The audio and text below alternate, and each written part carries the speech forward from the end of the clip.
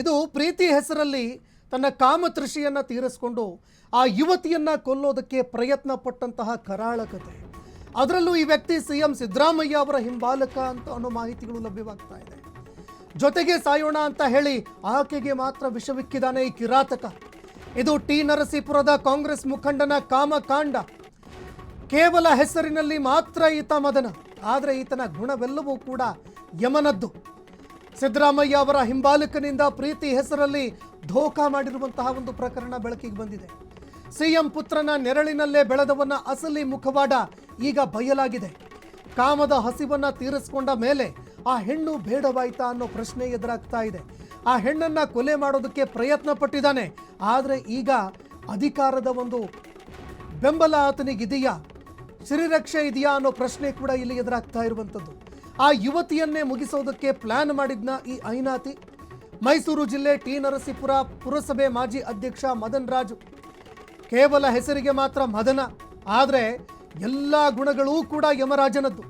ಮದುವೆ ಆಗ್ತೀನಿ ಅಂತ ಹೇಳಿ ನಂಬಿಸಿ ಯುವತಿಗೆ ಮೋಸ ಮಾಡಿರುವ ಆರೋಪ ಕೇಳಿಬರ್ತಾ ಇದೆ. ಬಾ ಒಟ್ಟಿಗೆ ಸಾಯೋಣ ಅಂತ ಕರೆದಿದ್ದಾನೆ, ಆದರೆ ಯುವತಿಗೆ ಮಾತ್ರ ವಿಷ ಉಣಿಸಿದ್ದ ಈ ರಾಕ್ಷಸ. ಸಾವು ಗೆದ್ದು ಬಂದಂತಹ ಯುವತಿ ಪೊಲೀಸರಿಗೆ ದೂರು ಕೊಟ್ಟಿದ್ದಾಳೆ. ನಾಪತ್ತೆಯಾಗಿರುವಂತಹ ಕಾಂಗ್ರೆಸ್ ಮುಖಂಡ ಮದನ್ ರಾಜ್ನನ್ನ ಪೊಲೀಸರು ಹುಡುಕಾಡ್ತಾ ಇದ್ದಾರೆ. ಅದು ಕೂಡ ಹೆಸರಿಗೆ ಮಾತ್ರ ಈತನನ್ನ ಹುಡುಕಾಡ್ತಾ ಇದ್ದಾರೆ. ಆದರೆ ಹೆಡೆಮುರಿ ಕಟ್ಟಿ ಯಾವ ಪೊಲೀಸ್ ಅಧಿಕಾರಿಗಳು ಆತನ ವಿರುದ್ಧ ಹತ್ಯೆ ಮಾಡೋದಕ್ಕೆ ಮಾಡಿದಂತಹ ಪ್ರಯತ್ನದ ಮೇಲೆ ಆತನ ಮೇಲೆ ಸೆಕ್ಷನ್ಗಳನ್ನು ಹಾಕಿ ಅರೆಸ್ಟ್ ಮಾಡಬೇಕಾಗಿತ್ತು. ಈವರೆಗೂ ಕೂಡ ಆತನ ಅರೆಸ್ಟ್ ಆಗಿಲ್ಲ. ಈ ನಡುವೆ ಸಹಜವಾಗಿ ಪ್ರಶ್ನೆ ಆಗುತ್ತೆ, ಪ್ರಶ್ನೆಗಳು ಎದುರಾಗ್ತವೆ. ಯಾರಪ್ಪ ಈತನನ್ನು ರಕ್ಷಣೆ ಮಾಡ್ತಾ ಇರೋದು ಅನ್ನೋ ಪ್ರಶ್ನೆ ಎದುರಾಗುತ್ತೆ. ಯಾಕಂದರೆ ಈತ ಸಿಎಂ ಸಿದ್ದರಾಮಯ್ಯ ಅವರ ಪುತ್ರನ ಅತ್ಯಾಪ್ತ.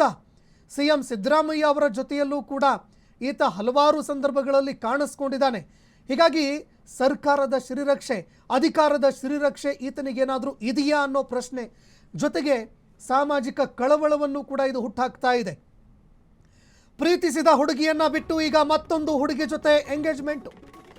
ನಂಬಿ ಬಂದ ಹುಡುಗಿಯನ್ನೇ ನರಕಕ್ಕೆ ತಳ್ಳಿದ್ದ ಈ ಕಾಂಗ್ರೆಸ್ ಮುಖಂಡ. ಕೇಸ್ ದಾಖಲಾಗ್ತಾ ಇದ್ದಂತೆ ತಲೆಮರೆಸಿಕೊಂಡಿದ್ದಾನೆ ಕಿರಾತಕ ಮದನ್ ರಾಜ್. ಸಿಎಂ ಹಾಗೂ ಆತನ ಪುತ್ರನ ಜೊತೆ ಹೆಚ್ಚೆಚ್ಚು ಒಡನಾಟ ಇರುವಂತಹ ಲೀಡರ್ ಈತ. ಸಿಎಂ ಜೊತೆ ಮದನ್ ರಾಜ್ ಇರುವಂತಹ ಫೋಟೋಗಳು ಫ್ರೀಡಂ ಟಿವಿಗೆ ಲಭ್ಯವಾಗಿದ್ದಾವೆ. ಟಿ ನರಸೀಪುರ ಪೊಲೀಸ್ ಠಾಣೆಯಲ್ಲಿ ವಂಚನೆ ದೂರು ದಾಖಲಾಗಿದೆ. ನಾಪತ್ತೆಯಾಗಿರುವ ಆರೋಪಿಗಾಗಿ ಪೊಲೀಸರು ಹುಡುಕಾಟ ನಡೆಸ್ತಾ ಇದ್ದಾರೆ. ಸಿದ್ದರಾಮಯ್ಯನವರು ಈ ವಿಚಾರಕ್ಕೆ ಈ ಪ್ರಶ್ನೆಗೆ ಉತ್ತರ ಕೊಡಲೇಬೇಕು. ಈ ಘಟನೆ ಏನು ಸಂಭವಿಸ್ತಲ್ಲ, ಇದಕ್ಕೆ ನಿಮ್ಮ ಶ್ರೀರಕ್ಷೆ ಏನಾದರೂ ಇದೆಯಾ ಆತನಿಗೆ? ಈ ವಿಷಪ್ರೇಮಿ ಮದನ್ ರಾಜ್ ನಿಮ್ಮ ಅತ್ಯಾಪ್ತನ, ಇದಕ್ಕೆ ನೀವು ಉತ್ತರ ಕೊಡಬೇಕಲ್ವೇ? ಯುವತಿಯ ಬಾಳು ಹಾಳಿ ಮಾಡಿದವನಿಗೆ ಅಧಿಕಾರದ ಶ್ರೀರಕ್ಷೆ ಯಾಕ್ರಿ ಇರಬೇಕು? ಈತನ ವಿರುದ್ಧ ಕಠಿಣ ಕ್ರಮ ಆಗಬೇಕಲ್ವ? ಆದರೆ ಈತನಿಗೆ ಅಧಿಕಾರದ ಶ್ರೀರಕ್ಷೆ ಇದೆ ಅನ್ನೋ ಮಾತುಗಳು ಕೇಳಿಬರ್ತಾ ಇದೆ. ಇಲ್ಲದೆ ಹೋದರೆ ಈಗಾಗಲೇ ಆತನನ್ನು ಹೆಡೆಮುರಿ ಕಟ್ಟಬೇಕಾಗಿತ್ತು ಅಧಿಕಾರಿಗಳು. ಈಗಾಗಲೇ ಅಟೆಂಪ್ಟ್ ಟು ಮರ್ಡರ್ ಸೆಕ್ಷನ್ಗಳ ಅಡಿಯಲ್ಲಿ ಆತನನ್ನು ಒದ್ದು ಒಳಗೆ ಹಾಕಬೇಕಾಗಿತ್ತು. ಆದರೆ ಈವರೆಗೂ ತಲೆಮರೆಸ್ಕೊಂಡಿದ್ದಾನಂತಂದರೆ ಇದು ನಿಜಕ್ಕೂ ಕೂಡ ನಮ್ಮ ಪೊಲೀಸ್ ವ್ಯವಸ್ಥೆ ಏನಿದೆ ಅದರ ಒಂದು ಸಾಮರ್ಥ್ಯದ ಮೇಲೆ, ನಿಜವಾಗ್ಲೂ ಅದರ ನಂಬಿಕೆಯ ಮೇಲೆ ಪ್ರಶ್ನೆ ಅಲ್ವೇ ಇದು? ಈ ಬಗ್ಗೆ ಮತ್ತಷ್ಟು ಮಾಹಿತಿ ಕೊಡ್ತಾರೆ ಮೈಸೂರು ಪ್ರತಿನಿಧಿ ರಾಘವೇಂದ್ರ ಅವರು ಫೋನ್ ಸಂಪರ್ಕದಲ್ಲಿ ಜಾಯ್ನ್ ಆಗಿದ್ದಾರೆ. ರಾಘವೇಂದ್ರ, ನಿಜಕ್ಕೂ ಕೂಡ ನೀಚ ಹೀನ ಕೃತ್ಯವನ್ನು ಎಸಗಿರುವಂತಹ ಒಬ್ಬ ವ್ಯಕ್ತಿ, ಅದು ಕೂಡ ಸಿಎಂ ಅವರ ಆಪ್ತ, ಅವರ ಪುತ್ರನ ಆಪ್ತ, ಈಗ ತಲೆಮರೆಸ್ಕೊಂಡಿದ್ದಾನೆ ಅಂದರೆ ನಿಜಕ್ಕೂ ಕೂಡ ಈ ಒಂದು ಅಧಿಕಾರದ ಶ್ರೀರಕ್ಷೆ ಇದೆಯಾ ಅನ್ನೋ ಪ್ರಶ್ನೆ ಕೂಡ ಎದುರಾಗುತ್ತೆ. ಏನಿದು ಪ್ರಕರಣ, ಈ ಬಗ್ಗೆ ಮತ್ತಷ್ಟು ಮಾಹಿತಿ ಕೊಡೋದಾದ್ರೆ? ಹೌದು ಸಂತೋಷ್, ಏನು ಮೈಸೂರು ಜಿಲ್ಲೆಯ ಟಿ ನರಸೀಪುರ ತಾಲೂಕಿನ ಏನು ಪಟ್ಟಣ ಇದೆ, ಟಿ ನರಸೀಪುರ ಪಟ್ಟಣದ ಮಾಜಿ ಪುರಸಭಾ ಅಧ್ಯಕ್ಷ ಮದನ್ ರಾಜ್ ಇವರು ಸ್ಥಳೀಯವಾಗಿ ಒಂದು ಯುವತಿಯನ್ನ ಸಾಕಷ್ಟು ದಿನಗಳಿಂದ ಪ್ರೀತಿ ಮಾಡಿದ್ದಾರೆ. ಆ ಪ್ರೀತಿಯನ್ನ ಬಳಸ್ಕೊಂಡು ಆಕೆಯನ್ನ ನಂಬಿಸಿ ಆಕೆಯ ಜೊತೆ ದೈಹಿಕ ಸಂಪರ್ಕವನ್ನ ಕೂಡ ಬೆಳೆಸಿ ಅನಂತರ ಆಕೆಯ ಜೊತೆ ಒಂದು ನಾಟಕವನ್ನ ಹಾಡಿ ಇಬ್ರು ಕೂಡ ಮನೆಯಲ್ಲಿ ಒಪ್ಪಿಗೆ ಕೊಡ್ತಾ ಇಲ್ಲ ಅಂತ ನೆಪವನ್ನ ಹೇಳಿ ಆಕೆಗೂ ಕೂಡ ಕ್ರಿಮಿನಾಶಕವನ್ನ ಸೇವನೆ ಮಾಡ್ಲಿಕ್ಕೆ ಏನು ಒತ್ತಾಯ ಮಾಡಿ ಕ್ರಿಮಿನಾಶಕ ಕುಡಿಸಿ ತಾನು ಮಾತ್ರ ವಿಷವನ್ನ ಕುಡಿಯದೆ ಎಸ್ಕೇಪ್ ಆಗಿ ಆಕೆಯನ್ನ ಆಸ್ಪತ್ರೆಗೆ ಅಡ್ಮಿಟ್ ಮಾಡಿ ಪರಿಹಾರಿಯಾಗಿದ್ದ. ಇದಾದ ನಂತರ ಯುವತಿಗೆ ತಾನು ಮೋಸ ಹೋಗಿದ್ದೇನೆ ಅಂತೇಳಿ ಆಕೆಗೆ ಗೊತ್ತಾಗಿದೆ. ಅದಾದ ನಂತರ ಇದೇನ್ ಮಾಡ್ತಾನೆ, ಆಕೆಗೆ ಬೆದರಿಸಬೇಕು ಅಂತಾನೆ ಕೆಲವು ಆಕೆಯ ನಗ್ನ ವಿಡಿಯೋಗಳನ್ನ ಮಾಡಿ ಆಕೆಯ ಮೊಬೈಲ್ಗೆ ಕೂಡ ಕಳಿಸಿರ್ತಾನೆ.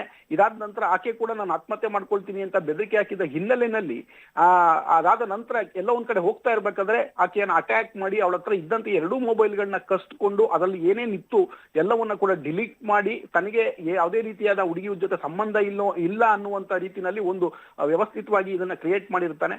ಅದಾದ ನಂತರ ನೊಂದ ಯುವತಿ ಪೊಲೀಸ್ ಠಾಣೆಗೆ ದೂರು ಕೊಟ್ಟಿದ್ದಾಳೆ.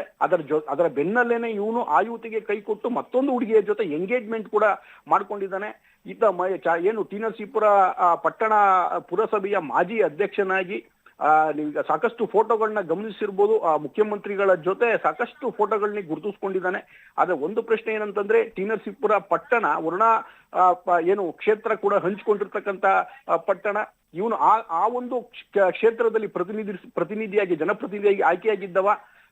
ಈತ ಈ ರೀತಿಯ ಒಂದು ಯುವತಿಗೆ ಮೋಸ ಮಾಡಿ ಕೈ ಕೊಟ್ಟು ಆಕೆಗೆ ಕೊಲೆ ಮಾಡ್ಲಿಕ್ಕೆ ಪ್ರಯತ್ನ ಕೂಡ ಮಾಡಿರ್ತಕ್ಕಂಥದ್ದು ಬಹಳ ಒಂದು ಅಕ್ಷಮ್ಯ ಕೃತ್ಯ ಕೂಡ ಮಾಡಿದ್ದಾನೆ. ಆದ್ರೂ ಕೂಡ ಪೊಲೀಸ್ನವರು ಪ್ರಕರಣ ದಾಖಲಾದ ನಂತರ ಇನ್ನೂ ಕೂಡ ಆತನನ್ನ ಬಂಧಿಸಿಲ್ಲ. ಎಲ್ಲೋ ಒಂದ್ ಕಡೆ ರಾಜಕೀಯ ಶ್ರೀರಕ್ಷೆ ಪ್ರಭಾವ ಎಲ್ಲೋ ಕಡೆ ಕೆಲಸ ಮಾಡ್ತಾ ಇದೆ ಅನ್ಸುತ್ತೆ. ಹಾಗಾಗಿ ಯುವತಿ ಬಹಳ ನೊಂದು ಏನು ಪೊಲೀಸ್ ಠಾಣೆಗೆ ದೂರು ಕೊಟ್ಟಿರ್ತಕ್ಕಂಥದ್ದು. ಇಂಥ ಮಹಿಳೆಯರಿಗೆ ಇಂಥ ಯುವತಿಯರಿಗೆ ನ್ಯಾಯ ಸಿಗಲಿಲ್ಲ ಅಂತಂದ್ರೆ ಬಹುಶಃ ಪೊಲೀಸರ ಮೇಲೆ ಇರ್ತಕ್ಕಂಥ ನಂಬಿಕೆ ಕೂಡ ಕಡಿಮೆ ಆಗ್ಬೋದು ಮುಂದಿನ ದಿನಗಳಲ್ಲಿ. ಹಾಗಾಗಿ ಅವನು ಎಷ್ಟೇ ಪ್ರಭಾವಿಯಾಗಿರ್ಲಿ, ಅವನು ಎಷ್ಟೇ ರಾಜಕೀಯ ಶ್ರೀರಕ್ಷೆ ಇರಲಿ, ಪೊಲೀಸ್ನವರು ಅವನು ಹೆಡೆಮುರಿ ಕಟ್ಟುವಂತ ಕೆಲಸವನ್ನ ಮಾಡಿದ್ದೇ ಆದ್ರೆ ಪೊಲೀಸರ ಬಗ್ಗೆ ಒಂದಷ್ಟು ನಂಬಿಕೆ ಕೂಡ ಉಳಿಯುತ್ತೆ. ಈ ರೀತಿಯ ಸಮಾಜದಲ್ಲಿ ತಮ್ಗೆಲ್ಲ ಪ್ರಭಾವ ಇದೆ, ತಮಗೆ ರಾಜಕೀಯ ಶ್ರೀರಕ್ಷೆ ಇದೆ ಅನ್ನುವ ಕಾರಣಕ್ಕೆ ಅಮಾಯಕ ಯುವತಿಯರನ್ನ ಈ ತರ ವಂಚನೆಯ ಜಾಲಕ್ಕೆ ಬೀಳಿಸಿ ಅವ್ರಿಗೆ ಮೋಸ ಮಾಡಿ ಮತ್ತೊಂದು ಯುವತಿಗೆ ಮೋಸ ಮಾಡ್ತಕ್ಕಂಥ ಮತ್ತೊಂದು ಯುವತಿಯ ಕೈ ಇಡ್ತಕ್ಕಂಥದ್ದು. ಅದಾದ ನಂತರ ಆ ಯುವತಿಗೆ ಕೂಡ ಮೋಸ ಮಾಡ್ತಾನೋ ಇಲ್ವೋ ಅನ್ನೋದು ಮುಂದಿನ ಪ್ರಶ್ನೆ. ಆದ್ರೆ ಆಗಿರುವಂತ ಈ ಅನ್ಯಾಯವನ್ನ ಪೊಲೀಸ್ನವರು ಸರಿಪಡಿಸೋದಾಗ್ಲಿ ಅಥವಾ ಆ ನ್ಯಾಯ ಕೊಡಿಸೋದಾಗ್ಲಿ ಆ ಕೆಲಸವನ್ನ ಮಾಡ್ಬೇಕಾಗಿದೆ. ಸಂತೋಷ್, ಧನ್ಯವಾದಗಳು ರಾಘವೇಂದ್ರ ನಿಮ್ಮೆಲ್ಲ ಮಾಹಿತಿಗೆ.